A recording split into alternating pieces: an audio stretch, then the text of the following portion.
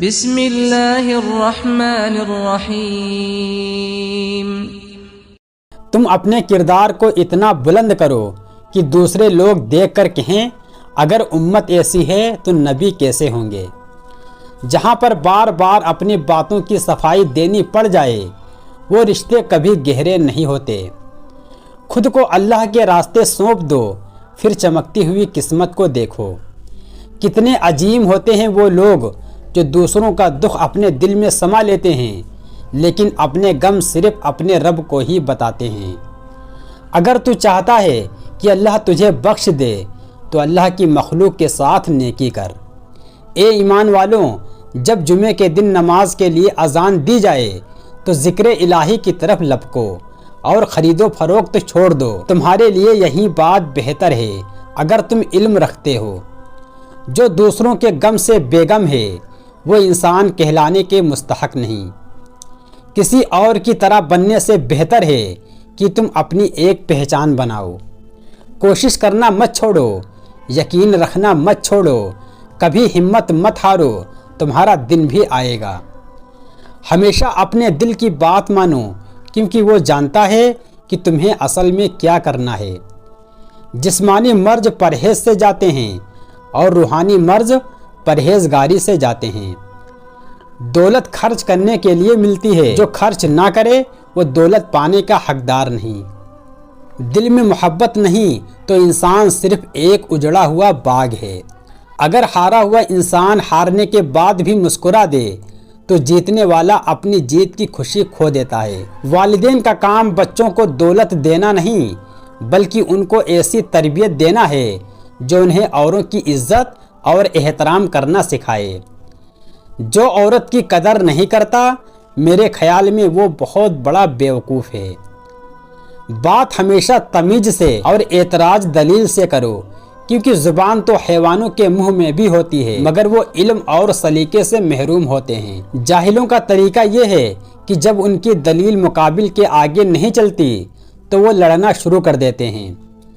الفاظ کو نکھارو، آواز کو نہیں، کیونکہ پھول بارشوں میں کھلتے ہیں نہ کہ طوفانوں میں۔ جب کوئی احمق شخص آپ سے کسی رائے کا طلبگار ہوتا ہے تو اس کی آرزو یہ ہوتی ہے کہ آپ اس کو وہی رائے دیں جو اس کے ذہن میں ہے۔ جب تمہاری مشکلات حد سے زیادہ بڑھنے لگیں تو سمجھ لو اللہ تمہیں کوئی بلند مقام دینے والا ہے۔ اچھا انسان وہ ہے جو کسی کا دیا ہوا دکھ تو بھلا دے مگر کسی کی دی ہوئی محبت کو کبھی نہ بھلائے۔ لا الہ الا اللہ محمد الرسول اللہ۔ اے اللہ پاک مرتے وقت تو ہماری زبان پر یہ کلمہ نصیب فرما، آمین۔ آدمی جب ماں باپ کے لیے دعا کرنا چھوڑ دیتا ہے تو اس کا رزق تنگ ہو جاتا ہے۔ یا اللہ ہمارے والدین کی بے حساب مغفرت فرما۔ دوزخ نے کہا ماں وہ ہستی ہے جو گنہگار اولاد کو بھی بچا لیتی ہے۔ جنت نے کہا ماں وہ ہستی ہے کہ مجھے بھی قدموں کے نیچے دبا دیتی ہے۔ یا اللہ ہم سب کی ماؤں کو سلامت رکھے۔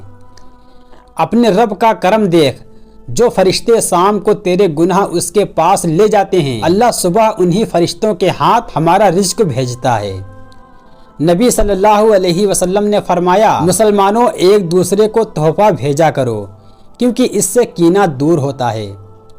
نبی صلی اللہ علیہ وسلم نے فرمایا غریبوں کو کھانا کھلاؤ اور ہر مسلمان کو سلام کرو چاہے تمہاری اس سے جان پہچان ہو یا نہ ہو۔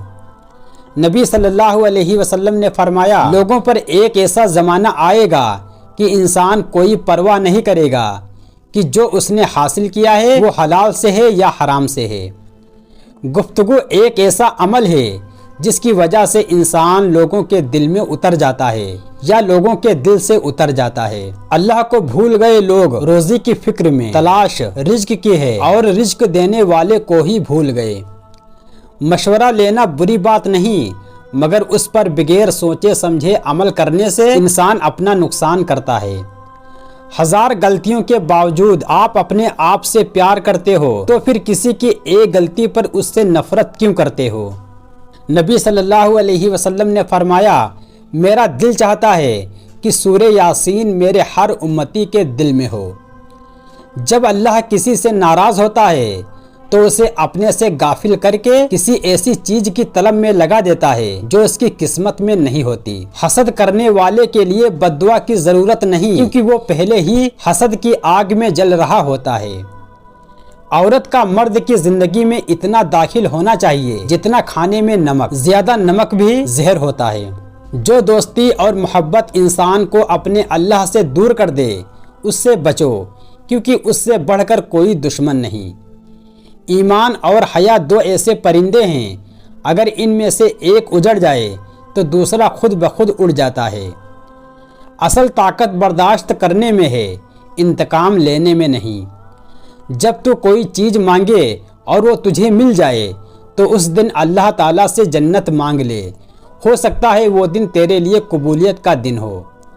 نبی صلی اللہ علیہ وسلم نے فرمایا، جو شخص اللہ تعالیٰ اور آخرت کے دن پر ایمان رکھتا ہے اسے چاہیے کہ اچھی بات کہے ورنہ خاموش رہے۔